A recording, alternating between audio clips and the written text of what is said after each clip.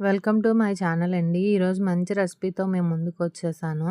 ఏమీ లేదండి, పీతల కర్రీ చేస్తున్నాను. నేనైతే పెద్ద ఉల్లిపాయ ఒకటి తీసుకున్నాను. ఒక టమాటా తీసుకొని మిక్సీ జార్‌లో వేసి మనం పేస్ట్ ఆడుకోవాలండి. ముక్కలు వేసామనుకోండి పీతలకి గ్రేవీ పట్టదు. ఇలా పేస్ట్ ఏసుకుంటే మనకి చాలా పడుతుంది.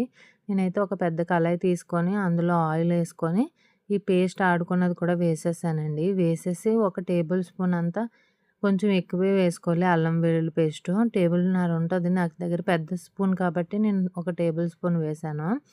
ఇదంతా బాగా కలిపేసుకోవాలండి. ఈ ఆనియన్ అంతా బాగా పచ్చివాసన పోయేదాకా ఫ్రై చేసుకోవాలి. తర్వాత నేను 2 టేబుల్ స్పూన్ కారం వేశాను.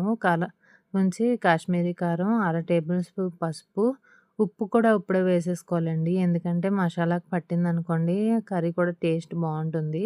నేనైతే ఉప్పు కూడా వేసేసి బాగా కలిపేసుకున్నాను. ఇదంతా పచ్చివాసన పోయిందాకా. ఒక 5 నిమిషాలు మూత పెట్టుకొని పీతలు శుభ్రంగా కడిగేసుకొని ఇందులో వేసేసుకున్నానండి.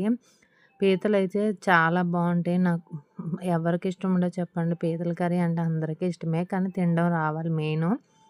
నేనైతే ఈ మసాలా అంతా బాగా కలిపేస్తున్నాను పీతలకు పట్టేలాగా. బాగా కలిపేసి ఒక 5 నిమిషాలు మూత పెట్టుకున్నాం అనుకోండి కాసేపు మగ్గుతాయి మసాలాల్లో. చూసారు కదండీ! కాసేపు మగ్గింది. మళ్ళీ ఒకసారి బాగా కలిపేసుకొని గరం మసాలా పొడి ఉంటుంది కదండీ! ఒక టేబుల్ స్పూన్ గరం మసాలా పొడి వేశాను నేను. వేసి అది కూడా మసాలా కూడా బాగా కలిసేలాగా అంతా బాగా కలిపేసుకున్నాను. మనం బాగా కలుపుకుంటేనే కదా! లేదంటే పీతలు ఇరిగిపోతూ ఉంటాయి. మెల్లిగా కలుపుకోవాలండి. చూసారు కదా! నేనైతే ఇప్పుడు కొంచెం వాటర్ వేస్తున్నాను. ఎక్కువ వేసేసామనుకోండి పీతల్లో వాటర్ కూడా దిగుతుంది కాబట్టి వాటర్ ఎక్కువైపోతుంది. ఈ వాటర్ వేసిన తర్వాత కొంచెం బాగా కలిపేసుకొని ఒక 5 నిమిషాలు మూత పెట్టుకున్నామనుకోండి, ఆ పీతల్లో ఉన్న వాటర్ కూడా దిగి బాయిల్ అవుతుందన్నమాట. చూసారు కదా! పీతల్లో ఉన్న వాటర్ కూడా దిగిపోయింది మొత్తం. దిగిపోయిన తర్వాత మనం ఇదంతా దగ్గరికి అయ్యేదాకా ఉంచుకోవాలండి. చాలా బావుంటది ఇలా పీతల ఎగురు చేసుకుంటే. గ్రేవీలా వచ్చి టేస్ట్ అయితే బావుంటది. కానీ కొంచెం టైం పడుతుంది తినడానికంతే.